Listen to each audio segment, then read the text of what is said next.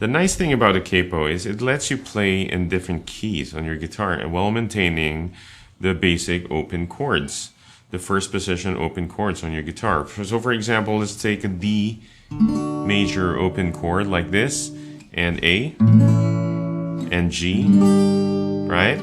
Now you can play these shapes on a higher key, on a higher fret. So for example, you need to play a D sharp. You can put this capo on the first fret like this and maintain the D chord. And A sharp, G sharp. Okay?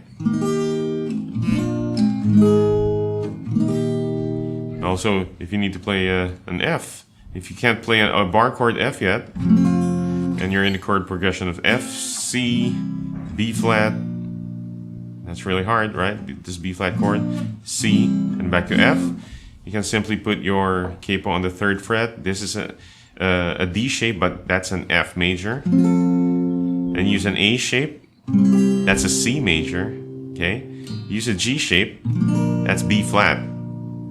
And back to A shape, but that's a C, and then back to F. But you're using the same shape as D, A, G, A. That's the main advantage. That's really convenient if you're playing songs in different keys. So another thing is you can explore, just like James Taylor, he uses this. He uses capo a lot on different songs. So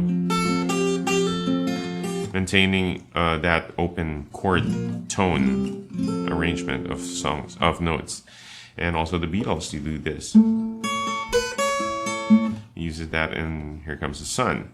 So use your capo, explore it on different frets and see what you can come up with. So good luck on your guitar journey, and I'll see you in the next lesson.